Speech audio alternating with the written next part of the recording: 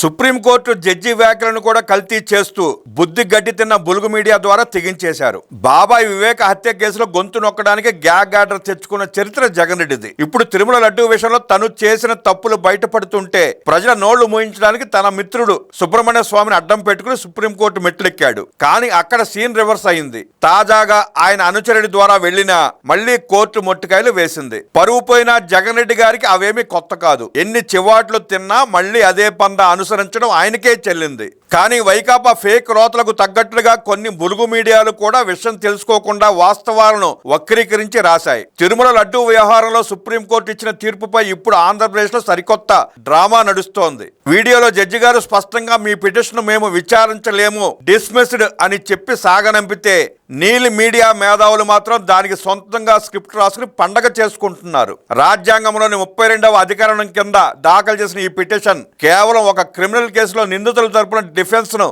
బలపరుచుకోవడానికి చేసిన ప్రయత్నంగా కోర్టు భావించింది. అందుకే జగన్ రెడ్డి దాఖలు చేసిన పిటిషన్ విచారించడానికి సుప్రీంకోర్టు నిరాకరించింది. విచారణ కొనసాగుతున్న తరుణంలో ఎవరైనా తమ వద్ద ఉన్న సాక్ష్యాధారాలను నేరుగా సిబిఐకి అందజేయవచ్చని, తద్వారా విచారణ తార్కిక ముగింపునకు వస్తుందని కోర్టు సూచించింది. వైసీపీ ప్రచారం చేస్తున్నట్లుగా కోర్టు ఎక్కడా మీరు నిపుణులా అని ప్రశ్నించలేదు. అసలు కోర్టు అడిగింది ఏంటంటే, బాబు ఆల్రెడీ సిబిఐ ఎంక్వైరీ జరుగుతోంది కదా, రాజ్యాంగంలోని 32వ అధికరణం కింద దాఖలు చేసిన ఈ పిటిషన్ కేవలం ఒక క్రిమినల్ కేసులో నిందితుల తరపున డిఫెన్స్ ను బలపరుచుకోవడానికి చేసిన ప్రయత్నం మాత్రమే. మీ దగ్గర ఏమైనా ఆధారాలు ఉంటే వెళ్లి సిబిఐకి ఇచ్చుకోండి అని పిటిషనర్ గొంతు పెంచి నా కోసం ఫలానా పేజీ చూడండి అని అడిగితే అది చూసి నేరుగా నోరు మొయ్ అని చెప్పకుండా థ్యాంక్స్ అని సుప్రీంకోర్టు సున్నితంగా చెప్పి పంపించేసింది. కానీ మనోళ్లు మాత్రం దానికి కూడా కల్తీ చేసేశారు. ప్రపంచంలో ఎక్కడైనా పిటిషన్ కొట్టేస్తే మొహం చాటేసుకుంటారు. కానీ ఇక్కడ విచిత్రం ఏమిటంటే కోర్టు మొట్టికాయలు వేసి పంపించేస్తే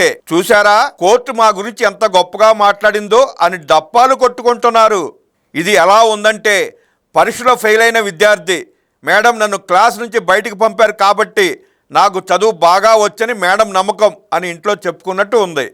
కోర్టులో చెప్పని డైలాగులు కూడా జడ్జి గారి నోటికి తగిలించి వీరి క్రియేటివిటీ చూస్తుంటే ఆస్కార్ లెవెల్ రైటర్లు కూడా తలదించుకోవాల్సిందే. లడ్డూలో కల్తీ నిజం, వీళ్ళ వార్తల్లో కల్తీ అంతకన్నా నిజం. తిరుమల ప్రసాదం పవిత్రతను దెబ్బతీసిన నెయ్యి కల్తీ వ్యవహారం కంటే ఈ ఫేక్ మీడియా వడ్డీ వారిస్తున్న వార్తల కల్తీ ఇంకా ప్రమాదకరంగా ఉంది. న్యాయస్థానం పిటిషన్ చెత్తబొట్ల వేస్తే దాన్ని కిరీటంలా భావించి ఊరేగుతున్న వైనం చూస్తుంటే ప్రజలకు నవ్వాలో ఏడవాలో అర్థం కావడం లేదు. నిజం నిలకడ మీద తెలుస్తుందంటారు, కానీ ఇక్కడ నిజం కళ్ళ ముందే ఉన్న అబద్ధాన్ని అందంగా అలంకరించి అమ్మడంలో వీరు సిద్ధహస్తులు.